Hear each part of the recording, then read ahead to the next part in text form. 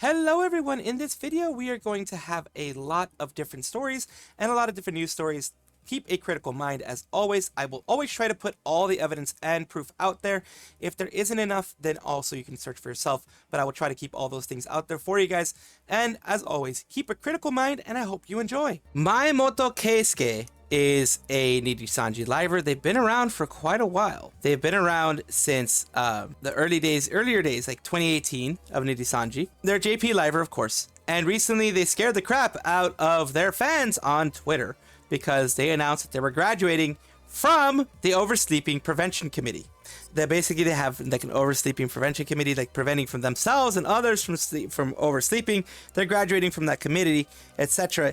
It is a tongue-in-cheek type of joke thing. A lot of people were thinking, holy crap, he's actually going to be graduating? What the heck is going on here? It is like, what the heck?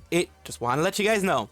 I researched it. I took a look at everything. I took a look at what was available, and I'll show you what's available. It says, good night, see you at 6 o'clock. Then it says graduation ceremony, Nijisanji. And this, I will be graduating. Thank you very much. He even did a badly like written thing there.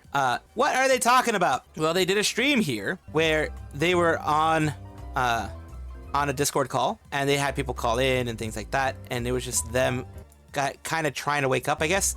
And they finally were able to wake up eventually, I think. Right here. Like near the end. There you go.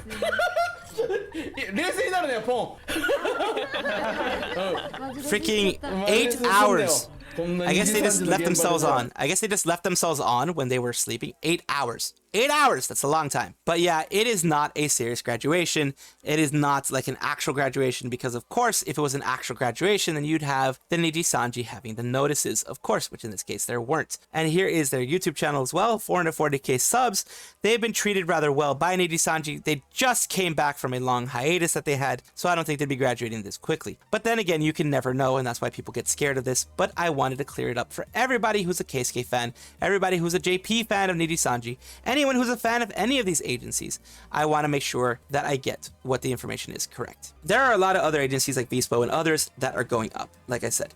And we have finally this is small for you guys, and I understand, of course, you guys can try to make it bigger, you know, expand it, etc., etc. But I want to show you the specific vstats here. Miko being number 1, Kuzuha being number 2. Then you have 3 of Pekora, Subaru, Fubuki, Koyori. You have another Nijisanji liver, Then you have Biju from English and Korone topping the top 10. And you have, of course, Amelia Watson, who usually wasn't anywhere near the top 10 because of just, you know, the amount of time she streams, etc. She went up 123 places because of her recent graduation announcement and all the streams that she was doing. So she got a lot of watch hours for that. That is what I want to show you guys in the case of this. And, you know, you have also based on their last 10 streams, who is, you know, top 10. And that's where Kuzuha goes down to number 5, but he's up 1 point. And then you have, you know, Miko, Subaru, Pekora, Suisei. Then you have topping there, you also have the Hololive channel itself. You have Fubuki, Marine, it looks like, and then someone else from another agency, and then the Nijisanji channel itself. So yeah, all those things are happening, and it's amazing to see them grow in that way. And, you know, there are ups and downs for everything. A Pekora fan group decided to make a post. They have 1,900 followers. They decided to make a post. Officially announced, we, the Overseas Wild Rabbit team, Peko-chan's 100 people Minecraft project successfully completed with a historic structure. It took 21 people over 10 days. A total of 450,570 blocks were used. We have finally completed the server's largest cathedral, the Goddess Cathedral, and now pleased to unveil it to everyone. To realize the construction, 88 villagers were trained and building materials were procured through trade with them. Splitting it up into construction and resource teams, we worked almost round the clock to make the goal that seemed out of reach a reality. Please come and see the spectacle that can truly be called a miracle of the world. Finally, beside the building itself, we have a few surprises in store for Peko-chan and our viewers. If you want to know about this building, its interior decoration, and hidden surprises, be sure to tune in to Peko-chan's Minecraft stream later on. Please share this achievement widely and let everyone know about the efforts and passion of Overseas Wild Rabbits. After the broadcast ends, we plan to publish an article summarizing the behind-the-scenes stories and details of construction. This is really big. It is a beautiful construction. Holy crap, looks really nice. And of course, as you can tell, shaders were used in the picture that they were put for the construction. This is like old school cathedral stuff. It's very, very nice. And like the people are saying like the old school cathedrals here. This is like Age of Empires 2, I believe, that type of thing. And let's take a look at the channel itself. It is basically Pekora's fan base. They're having actually pictures here, which I wanted to, show you guys, the construction process of the Goddess Cathedral, behind the scenes stories, and revealing architecture that was not revealed during the live stream. Thank you all for your comments and encouragement. After looking through the Chinese, English, and Japanese comments, I've collected some frequently asked questions. I will present my own thoughts on them here.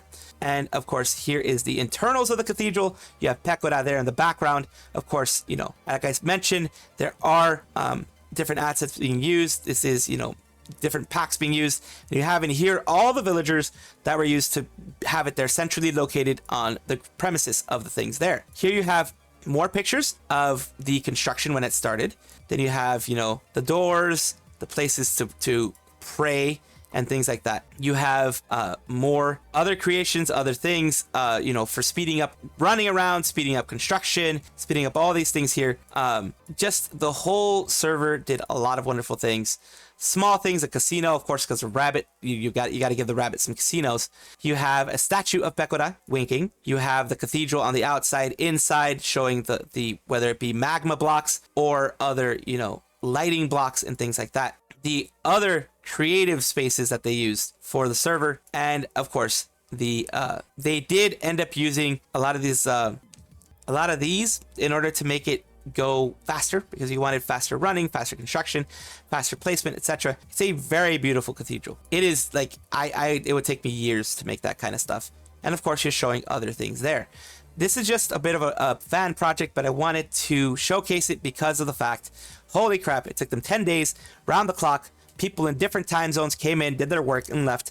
And it shows the power of fans and community when you build it up right. We move on to Hoshou Marine, who at 10:15 on the 15th of October, she will have a Tsutsaya and Asahi bookstore. They will be showing her V card. Her V card is going to be available there. Please watch the video for more details. And of course, this is just her explaining.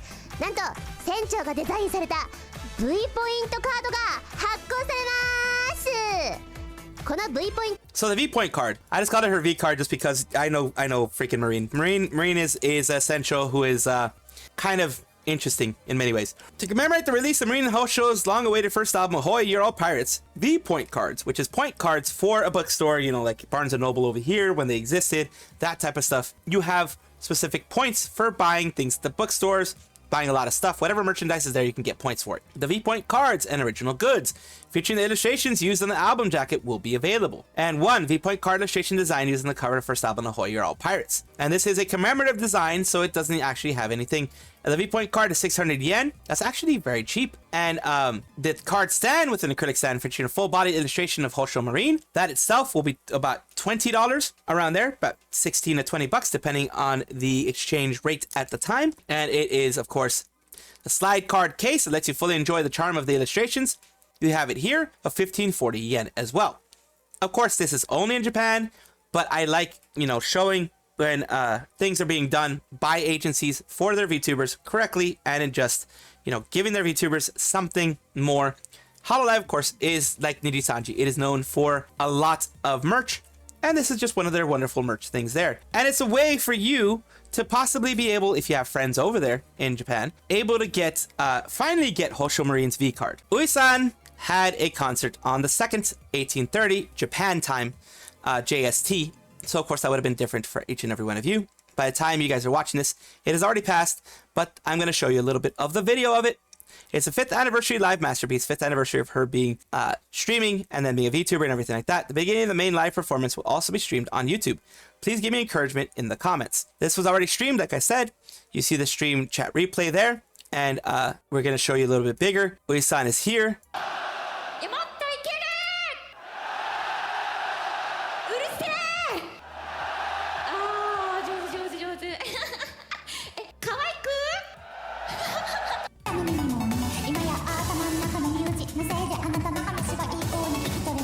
And you can see everything has been done so wonderfully well. Look at that. That is like really well done. She's on a screen here. She is having a widescreen in 3D, mocapped and everything for everyone to watch. It is not a bad way, especially for someone like Ui-san, who is not actually affiliated with anybody. They say she's like an honorary Hololive member because she is, she does a lot of things with Hololive. She is the mama, the model mom and everything for, of course, the Shuba duck, Subaru. She is there. She is there, her mama. And of course, people there. Ui-san, congratulations. Have lots of fun. That's great. And we're moving on to, she says, thanks to all of you. It turned out to be a great piece. Thank you so much. And of course, the streamers, which always ends up happening at the very end. She does all these things. It's all very well done. There's where the party streamers ended up going through and everything like that. It became a whole big party. It was wonderful. So there you go. And it says, everyone here are the new costumes for our 5th anniversary. Here's a new costume. Very well made. Love it. I'm pretty sure she did her own costume. And she's here, the concept art for the new costume for the 5th anniversary. Hope you're surprised by my new costume. This is the reference sheet, the concept sheet, whatever you want to call it. The part where Ui doesn't have arms is perfectly normal. Remember, sometimes VTubers can disconnect their arms. It's just a normal thing. Mom is so cute. Subaru is like, mom is so cute. And then, of course, you have Ui-san who responded in saying, thank you. I'm so happy. Thank you so much for the flowers to Subaru. And what is he talking about? Subaru sent flowers to her mama for this 5th anniversary concert. Amazing. So that, I love that. I love seeing that. We're continuing here of the flowers that I showed you. And is a virtual singer girl will appear. Voice Sona's singing software Ui by Shigure Ui is coming out. Whoa, Meko-chan seems to be on Twitter, so please follow her there too. So she's gonna have a Vocaloid type voice synthesis thing that you can have. The Voice Sona is gonna have her vocal synthesis program out here. And here's the virtual singer Ui-san. You're gonna have the vocal synthesis stuff coming soon in 2025. Things like that from what it looks like. From what I can understand, this is a Voice Sona virtual singer coming soon. It's going to be, from what it looks like, Voice Sona is a vocal synthesis program. It's an audio units. It's going to be for your Windows and Mac OS. Kind of like how Vocaloid is their vocal synthesis for, I think, Yamaha or something like that. So this is going to be interesting. Overall, it's going to be very interesting to see this. And of course, Voice Sona here, character design voice. It's Ui Shigure Ui, and Voice Sona is right here. Let's see what's going to happen here. This is the movie of getting the Voice Sona out there. So I just wanted to cover every single bit of it and give Ui a nice congratulations for being able to accomplish this wonderful feat. Yagoo shared Hololive's future and global impact at Level Up Play. Level Up Play was a Southeast Asian convention that he went to, and Hololive went to as well. I believe it was Hololive ID was the big one that was being represented there, and he had a little bit of a chat on what he's doing when it comes to everything in regards to Hololive. And we know about Holo Indie. その競合するような仕事は基本的にはあまりやりたくないなっていう考えです。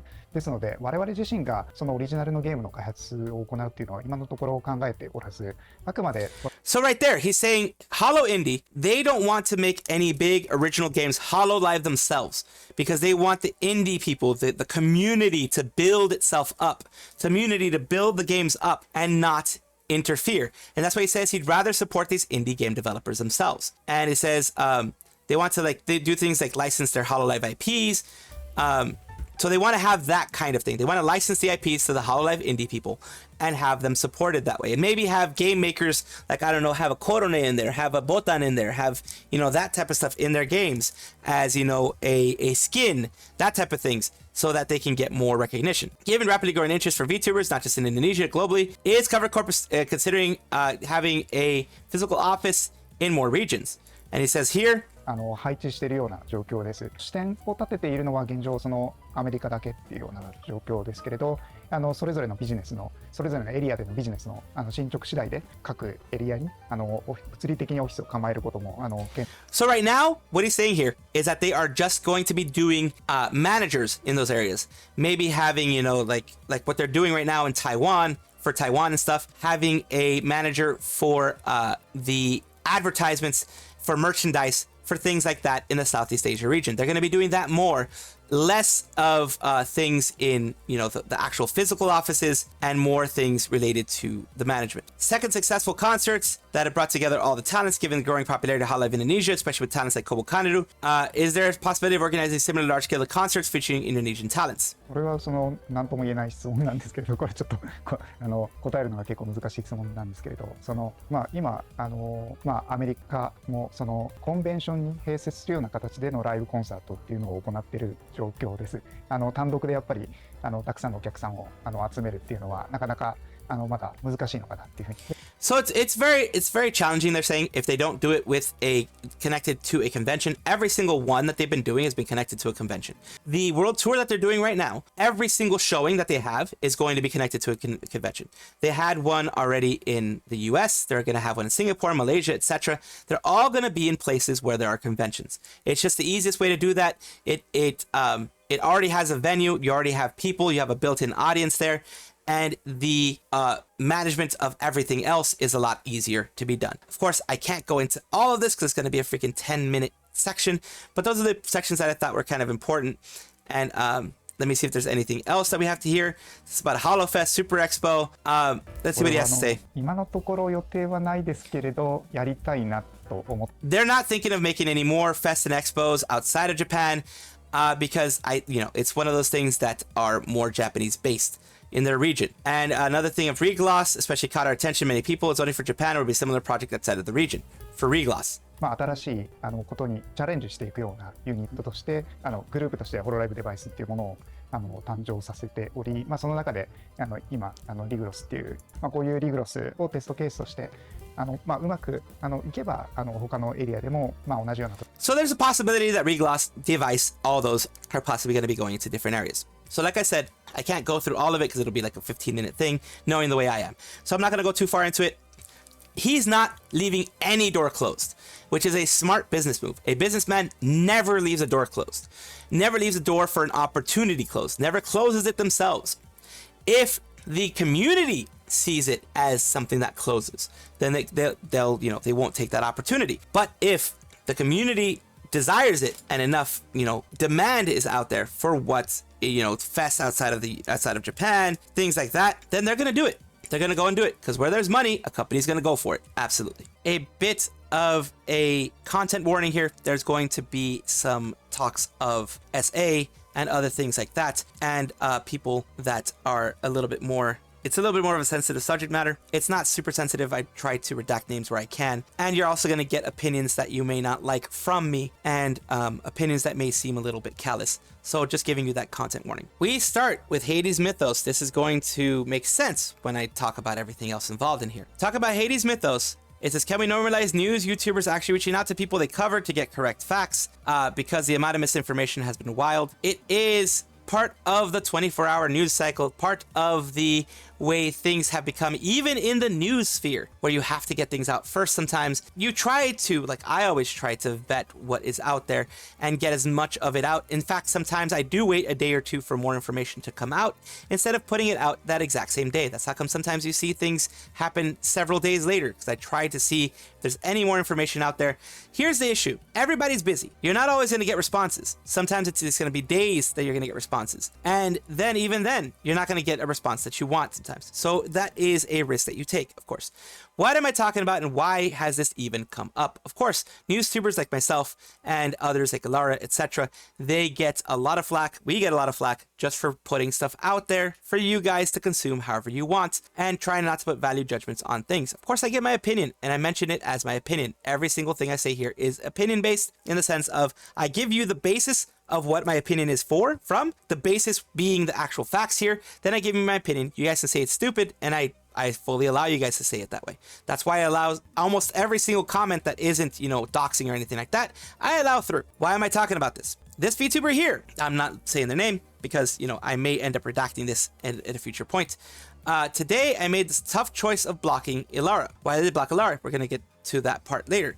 This is from my phone because I was at a wedding when this was happening. And of course, as you can see the stuff up there, you can see all the, the phone stuff up there. It says, today I made the tough choice of blocking Elara, which was a hard decision to make. When I first started, I really respected her, to watch her, help with TikToks religiously, helped me learn things I didn't know how to do, and thought she was an important pillar in the community to have, and we're lucky to have her. She was kind and sweet to me, and she reached out to me and was nothing but sweet. I have been on her tea time a number of times too, and I enjoyed each visit. I've always thought that she was a fantastic entertainer, talented VTuber. She is. However, there have been things more recently that have rubbed me the wrong way with her behavior, and it persists continued growth, and this one takes the cake. Elara has already covered the situation on her news stream before even contacting the person that I'm also going to redact, just because I don't want them to be given any more light than they already have. About the situation, this is a popular VTuber covering someone else's SA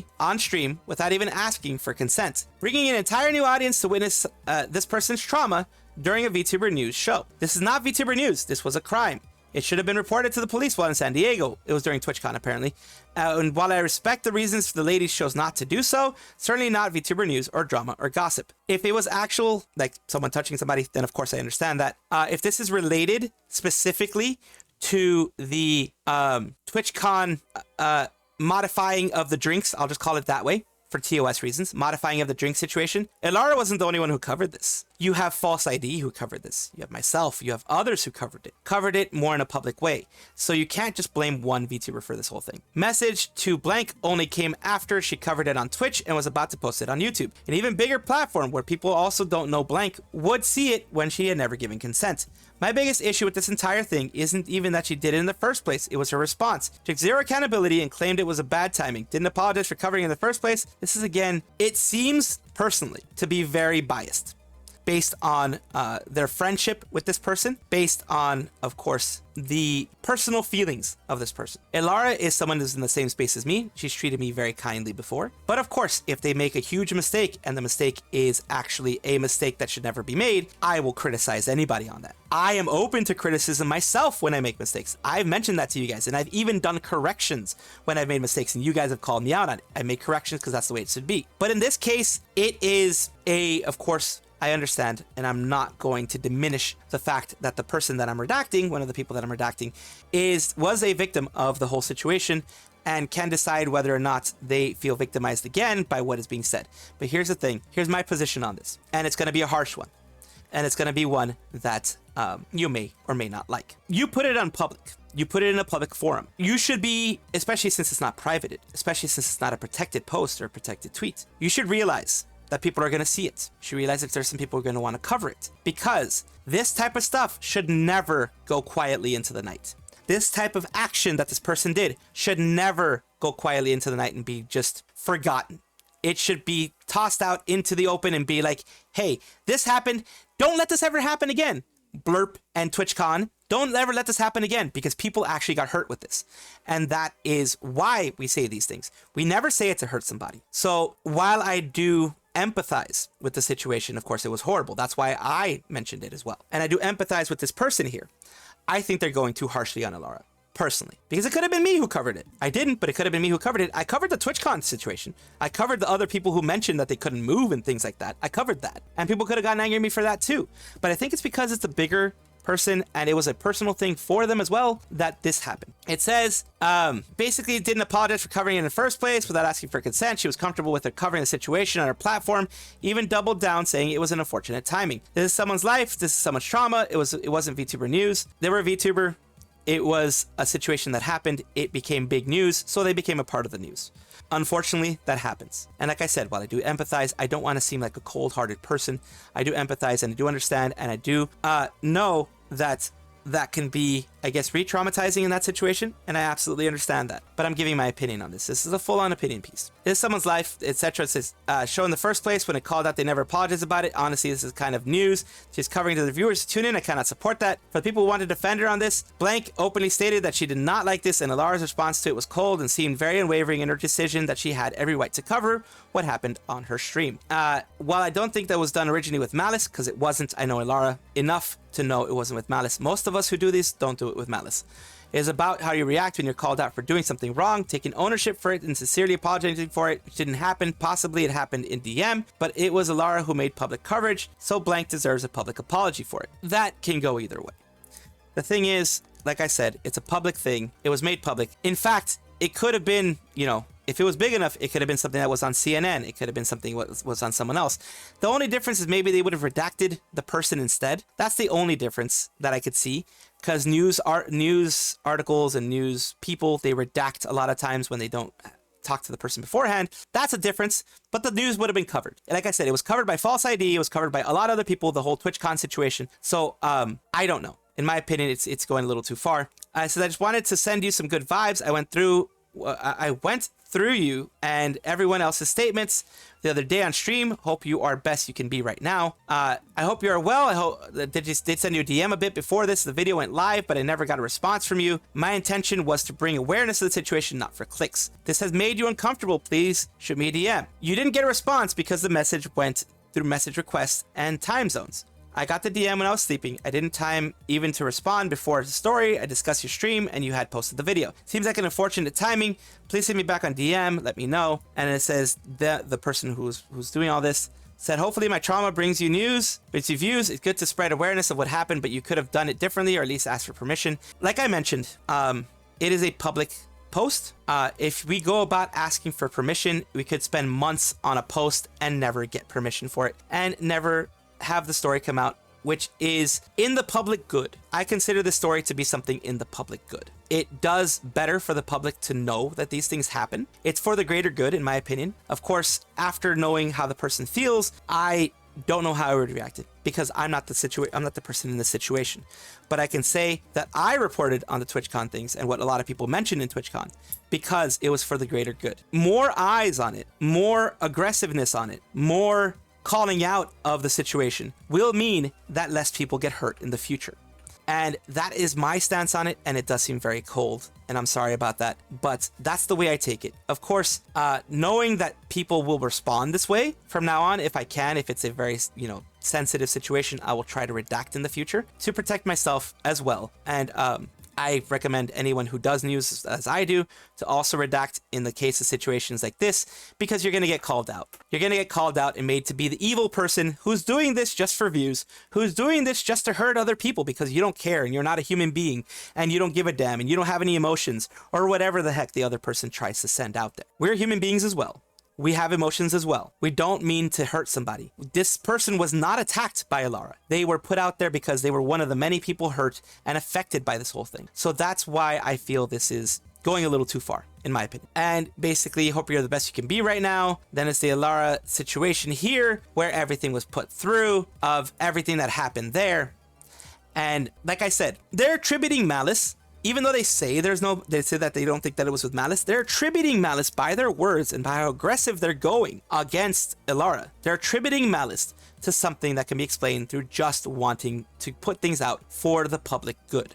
And it says you didn't get a response because the message went to message requests and time zones, got the DM while I was sleeping, didn't have time to even respond before the story was discussed on your stream and you had posted the video. And then, of course, Mrs. Mommy says, I'm sorry that you're dealing with so many people. They're blocked from me now. I don't even want to see them on my FYP after this one. The For You page. It was callous behavior over sensitive subject matter. Did they formally apologize? Like, I try to apologize whenever I wrong somebody. But if you are going to be walking on eggshells as someone who does news and worried about offending somebody, then you're not going to get any news out there. Because, for example, if I was worried about offending Nijisanji enjoyers, Nijisanji cultists, as I like to call them, the people who are very extreme loving of Nijisanji, or other agencies, I wouldn't be doing what I'm doing today. I criticize agencies back and forth, I criticize people back and forth, and I'm open to criticism myself. If I was afraid of that, if I had to walk on eggshells because every single time I accidentally offended somebody, I would get called out like this, then I'd never be doing news to begin with. I don't think personally Elara did anything with malice. I don't personally think Elara did anything wrong here. The only things I think that happened is I don't even think the person that called them out did anything wrong here. I don't even think the person who got offended from their story being put out did anything wrong here. The thing is, of course, it is a very emotional subject for them. And of course, they're going to react negatively when that emotional subject is brought out in a news segment where we can't be too emotional ourselves as presenters of this. We can't be too emotional. So that lack of emotion, or what it seems like lack of emotion as being the person out here, or even extreme emotion, because I'm sure Elara was pissed off, was angry at the fact that this happened to anybody. So it can seem like I said, that we are callous in the way that we do things. And it can seem that these people are overreacting. I think they overreacted, but again, I was not a victim in the situation. I was not someone who got hurt in TwitchCon. So my recommendation is, if you don't want, it sounds wrong, but let me just say it the way I'm going to say it. If you want these things to stay private, keep them private. Put them in your private Discord. Put them in your private DMs, things like this. If it's part of a big story, be ready to be talked about. Unfortunately, your public Twitter posts are public for everyone to see. And that means that myself or someone else will see them. And if we do get to see them, then, and we feel that it is a story that should be covered, we will cover it. That is the way it's going to be. Unfortunately, that's the way it happens. And we will do so trying not to hurt you. We will do so trying not to hurt the subject matter, but we will cover it. Because as any news agency, any official news agency, what journalists do, they cover news that affects people. They cover deaths. They cover things like that. They cover people getting hurt.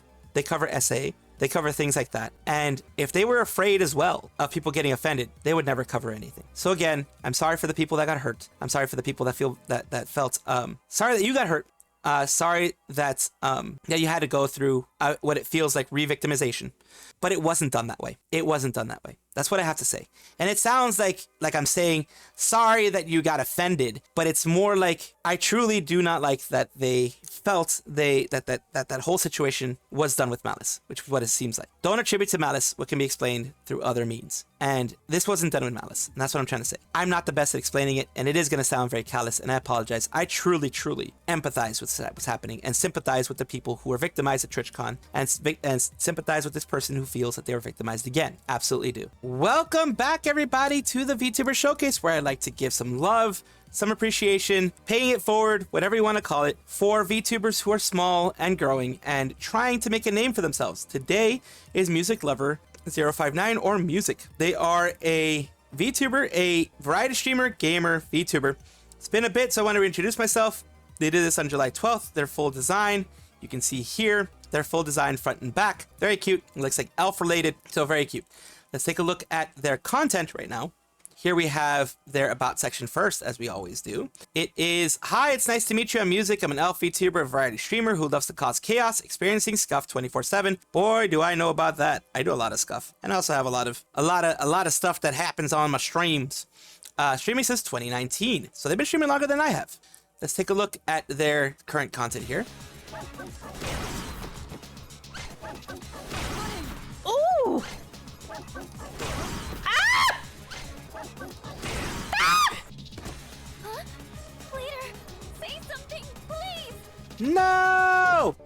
Holy shit! Hey, wait a minute. Yeah, that was very bad luck on their part when it came to Persona. Very bad luck on their part. So here we have also their YouTube channel. As you know, I always like to show the YouTube channel if it's available, so you can see all of their social media, all of their content creation platforms, and you can make a fully informed decision on whether you want to be a part of their community or not. So once again, there you go, Music Lover 059 on YouTube. Thank you. They post their art. A lot of times it's mainly posts about their art and their debut trailer, things like that, posted on there. Thank you once again, Music Lover, for being a part of this VTuber Showcase, and I do hope that this helps you grow. Thank you so much for watching. That is all the news that we have for today. Please let me know down below if you want to know any more news, or if you have any comments regarding anything that you saw here, which I will try my best to respond to. I love seeing your comments down below. Of course, as well, like and subscribe to the channel. That will give you more information every single day. I do 2 videos a day, so hopefully you enjoy.